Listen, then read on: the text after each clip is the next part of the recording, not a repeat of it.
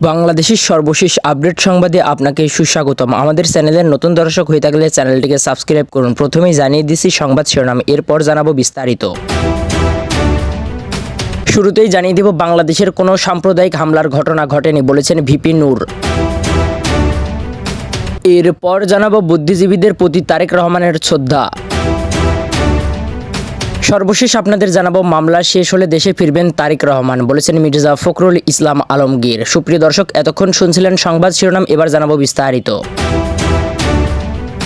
বাংলাদেশের কোনো সাম্প্রদায়িক হামলার ঘটনা ঘটেনি বলেছেন ভিপি নূর। গণ অধিকার পরিষদের সভাপতি নুরুল হক নূর বলেছেন, বাংলাদেশের কোনো সাম্প্রদায়িক হামলার ঘটনা ঘটেনি, যা ঘটেছে সেগুলো রাজনৈতিক ঘটনা। শুক্রবার বিকালে জাতীয় প্রেস ক্লাবের সামনে আয়োজিত যুব সমাবেশে একথা বলেন তিনি। অন্তর্বর্তীকালীন সরকারকে অস্থিতিশীল করতে ভারতের অগ্রাসন ও আধিপত্য চলেছে জানিয়ে তিনি বলেন, ভারত বাংলাদেশের সম্পর্কে টানাপোড়েনের জন্য দায়ী ভারত। আওয়ামী লীগের মতো অন্তর্বর্তী সরকারকে ব্যবহার করতে পারবে না, তাই বাংলাদেশকে অস্থিতিশীল করতে ষড়যন্ত্র করছে ভারত। পরিকল্পিতভাবে ভারতীয় গণমাধ্যম বাংলাদেশে সাম্প্রদায়িক দাঙ্গা চলছে এটা প্রমাণ করার চেষ্টা করছে। আমরা আন্তর্জাতিক গণমাধ্যমগুলোকে আহ্বান জানাবো তারা যেন তদন্ত করে। নুরুল হক নূর বলেন, ভারত যদি বাংলাদেশের অভিন্ন নদীর বিষয়ে সিদ্ধান্ত না দেয়, তিস্তার ন্যায্য হিস্সা না দেয়, তাহলে চীনের সাথে তিস্তার চুক্তি করা হবে। ভারতের সাথে বাংলাদেশের কি কি চুক্তি রয়েছে সেগুলো প্রকাশ করতে হবে। সীমান্তে হত্যার সমালোচনা করে তিনি বলেন, আমরা দেখছি সীমান্তে বিএসএফ গুলি করে বাংলাদেশের মানুষকে হত্যা করছে। বিজিবিকে বলবো, বিএসএফ একজনকে গুলি করলে আপনারা দুইজনকে গুলি করবেন, কোনো ছাড় দেওয়ার সুযোগ নেই। নূর আরো বলেন, অন্তর্বর্তীকালীন সরকার জনগণের ভাষা বুঝতে পারছে না। তারা জাতিকে ঐক্যবদ্ধ না করে তাদের চায়ের আড্ডায় লোকজন নিয়ে সরকার গঠন করছে। তারা রাজনৈতিক দলগুলো নিয়ে জাতীয় সরকার গঠন না করে রাজনৈতিক দলগুলোর কথা না শুনে তাদের মতো করে কাজ করছে। আমরা আগেও বলেছি, আগে সংস্কার তারপরে নির্বাচন, কিন্তু সেক্ষেত্রে সরকারকে আন্তরিক হতে হবে। তারা যদি সবার কথা না শুনে নির্দিষ্ট একটা গোষ্ঠী কিংবা সার্কেলের কথা শুনে, তাহলে তো সবাই সরকারকে সন্দেহ করবেই। তিনি বলেন, উপদেষ্টাদের বোঝাতে হবে তাদের কাছে জনগণের প্রত্যাশা কি, জনগণের পালস না বুঝে কাজ করলে জনগণ তো সরকারের বিপক্ষে যাবে। বিগত সময়ে আমরা দেখেছি যারা ক্ষমতায় ছিল তারা নিজেদের কথা চিন্তা করেছে, নিজেদের দলের কথা চিন্তা করেছে, ক্ষমতাকে দীর্ঘায়িত করার জন্য রাষ্ট্র ব্যবস্থাকে ধ্বংস করেছে। তাই সরকার রাষ্ট্র ব্যবস্থার পাশাপাশি রাজনৈতিক দলগুলোর সংস্কারও জরুরি। সমাবেশে গণ অধিকার পরিষদের সাধারণ সম্পাদক মোহাম্মদ রাশিদ খান বলেন, ভারতীয় অগ্রাসনের বিরুদ্ধে প্রতিবাদ করায় ডাকসুতে আমাদের উপর কুখ্যাত সাদ্দাম ও সানজিদের নেতৃত্বে র এজেন্টরা হামলা করে। স্বাধীনতার সুবর্ণ জয়ন্তীতে নরেন্দ্র মোদীকে আমন্ত্রণ জানালে আমরা প্রতিবাদ করি, তখন আমাদের 64 জন সহযোদ্ধাকে গ্রেপ্তার করা হয়। এদেশের রাজপথে ভারতীয় অগ্রাসনের বিরুদ্ধে ঐক্যবদ্ধভাবে লড়াই আমরাই শুরু করি। 2018 সাল থেকে 2024 সাল পর্যন্ত আমরাই টানার লড়াই করেছি। 2024 সালে আমাদের সভাপতি নুরুল হক নূর আটক হন। অসংখ্য সহযোদ্ধা ত্যাগ স্বীকার করেছে। গণ অভ্যুত্থানের বীজ 2018 সালে আমরা বপন করেছি, কিন্তু যে সরকার গঠিত হলো এখানে সকল বিপ্লবদের প্রতিনিধি কোথায়? তিনি বলেন, 71-এর পর যেভাবে একপাক্ষিক সরকার গঠিত হয়েছিল ঠিক এবারও তাই হয়েছে। বিপ্লব বেহাত হয়ে গেছে। অন্যথায় শহীদের তালিকা কোথায়? শহীদ পরিবারের ক্ষতিপূরণ কোথায়? আহতদের কোনো সুচিকিৎসা হচ্ছে না কেন? কেন শেখ পরিবার ও আওয়ামী হাইকমান্ডের কেউ গ্রেপ্তার হচ্ছে না? বিএনপি, গণ অধিকার পরিষদ সহ সকল দলের আওয়ামী লীগের নিষিদ্ধের বিষয়ে তাদের অবস্থান ক্লিয়ার করছে, কিন্তু কেন সরকার আওয়ামী লীগকে নিষিদ্ধ করেছে না? আমাদের স্পষ্ট কথা, গণহত্যার বিচারের আগে নামে বেনামে ডামি মামি ষড়যন্ত্র কোনোভাবেই আওয়ামী লীগ জাতীয় পার্টি 14 দলের প্রেতাত্মারা নির্বাচনে অংশগ্রহণ করতে পারবে না। সমাবেশে সভাপতিত্ব করেন বাংলাদেশের যুব অধিকার পরিষদের সভাপতি মঞ্জুর মোর্শেদ মামুন, সঞ্চালনা করেন সহ সভাপতি রাহুল ইসলাম। এতে বক্তব্য দেন গণ অধিকার পরিষদের উচ্চতর পরিষদ সদস্য আবু হানিফ, অ্যাডভোকেট সরকার নোরে এরশাদ সিদ্দিকী, যুগ্ম সাধারণ হাসান আল মামুন, বাংলাদেশ যুব অধিকার পরিষদের সাধারণ সম্পাদক নাদিম হাসান, সহ সভাপতি শাকিল আহমেদ, তিয়াস হোসাইন নূর, যুগ্ম সাধারণ সম্পাদক রাসেল মুন, অর্থ সম্পাদক মাহবুবুর রহমান, ছাত্র অধিকার পরিষদের সভাপতি বিন ইয়ামিন মোল্লা, শ্রমিক অধিকার পরিষদের সভাপতি আব্দুর রহমান, পেশাজীবী অধিকার পরিষদের সাধারণ সম্পাদক অ্যাডভোকেট খালিদ হাসান, মহানগর দক্ষিণ অধিকার পরিষদের সভাপতি নাজিম উদ্দিন, উত্তরের সভাপতি মিজানুর রহমান প্রমুখ।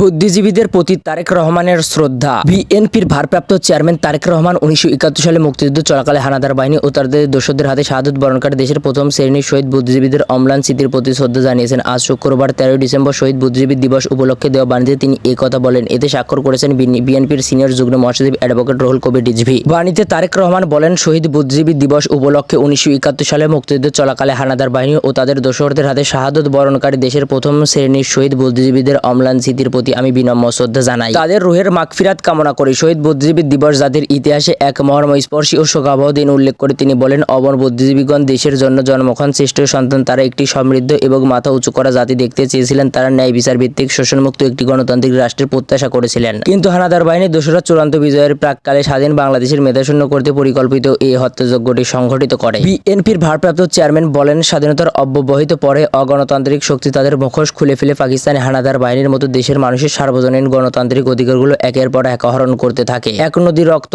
আর ত্যাগের বিনিময়ে পাওয়া আমাদের রাষ্ট্রের স্বাধীনতা ও সার্বভৌমত্ব দিনে দিনে দুর্বল করে এবং গণতান্ত্রিক রাষ্ট্র ও সমাজ নির্মাণে শহীদ বুদ্ধিজীবীদের প্রত্যাশা ধূলিসাৎ করে। সেই দুঃশাসনের ঐতিহ্য ধারণ করে তাদের উত্তরসূরি আওয়ামী ফ্যাসিস্টরা বিভেদ, অনৈক্য এবং সংকীর্ণতা, গুম, খুন ও ক্রসফায়ারের দ্বারা ঐক্যবদ্ধ জাতি গড়া ও জাতীয় অগ্রগতির পক্ষে প্রতিবন্ধকতা সৃষ্টি করেছিল এবং গণতন্ত্রকে নির্বাসনে পাঠিয়েছিল। সুতরাং আমাদের রাষ্ট্রের গণতান্ত্রিক বিকাশ এবং দেশকে একটি সমৃদ্ধ, স্বনির্ভর ও শক্তিশালী রাষ্ট্রে পরিণত করার বদলে একদলীয় দুঃশাসনের বাতাবরণ তৈরি করে। সুতরাং আজ পরিবর্তিত রাজনৈতিক পরিস্থিতিতে আমাদের পুনরায় ঐক্যবদ্ধ হয়ে প্রকৃত গণতন্ত্রের চর্চা করতে হবে। হারিয়ে যাওয়া আইনের শাসন, স্বাধীন বিচার বিভাগ এবং বহুমত ও পথের রাজনৈতিক ব্যবস্থা গড়ে তুলতে হবে। এই ক্ষেত্রে শহীদ বুদ্ধিজীবীগণ আমাদের প্রেরণার উৎস হিসাবে কাজ করে যাবেন। আজকের এই শোকাবহ দিনে আমি দেশবাসীর প্রতি আহ্বান জানাই, আসুন শহীদ বুদ্ধিজীবীদের প্রত্যাশার বাংলাদেশ গড়ে তুলতে আমরা একসঙ্গে কাজ করি। আমি শহীদ বুদ্ধিজীবীদের পরিবারবর্গের প্রতি গভীর সমবেদনা জানাই।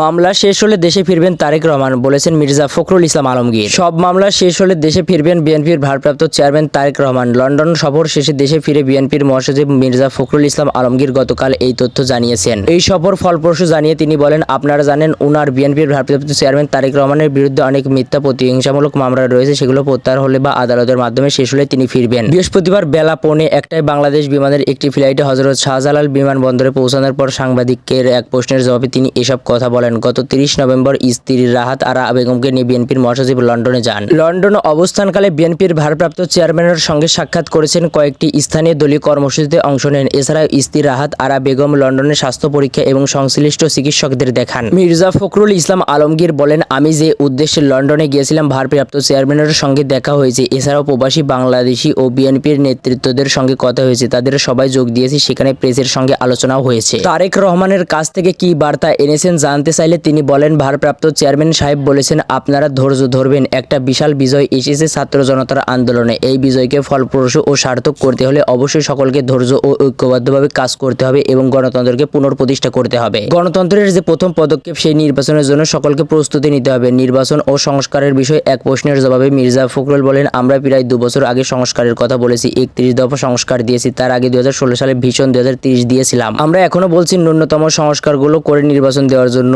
এজন্য যে দেশের সমস্যাগুলো তৈরি হয়েছে, এই সমস্যাগুলো নির্বাচিত সরকার ছাড়া সমস্যা সমাধান করা খুব চ্যালেঞ্জিং। রাজনৈতিক দলগুলো অন্তর্বর্তী সরকারকে ব্যর্থ করার চেষ্টা করেছেন। তথ্য ও সম্প্রচার উপদেষ্টা মোহাম্মদ নাহিদ ইসলামের এই বক্তব্যের প্রতি দৃষ্টি আকর্ষণ করা হলে তিনি বলেন, কোন প্রেক্ষিতে বলেছেন এবং কি বলেছেন তা আমি জানি না, কিন্তু ওনার এই বক্তব্যে রাজনীতি বিরোধী বক্তব্য। আমি আশা করি না ওনারা এ ধরনের বক্তব্য রাখবেন। রাজনৈতিক দলগুলো সবসময় এই অন্তর্বর্তীকালীন সরকারকে সমর্থন করেছে। সমর্থন করার মূল উদ্দেশ্য একটা আছে, সেটা হচ্ছে গণতন্ত্রকে পুনঃপ্রতিষ্ঠা করা। সেটার জন্যই 15 বছর ধরে আমরা কাজ করছি, আমরা সংগ্রাম ও লড়াই করেছি। এটা উনি কি উদ্দেশ্যে কিভাবে বলেছেন তা আমি জানি না। সম্প্রতি ভারতের সঙ্গে সাম্প্রতিক ঘটনাগুলো সমাধানের বিষয়ের এক প্রশ্নের জবাবে বিএনপির মহাসচিব বলেন, আলোচনার মধ্য দিয়ে তো সমাধান হবে। এগোচ্ছে তো। বিমানবন্দরে মির্জা ফখরুলকে অভ্যর্থনা জানাতে উপস্থিত ছিলেন বিএনপি নেতা ফরহাদ হোসেন আজাদ, আবু মোহাম্মদ আহসান ফিরোজ, সাদি আহমেদ ও মিডিয়া সেলের সদস্য সাইরুল কবির খান।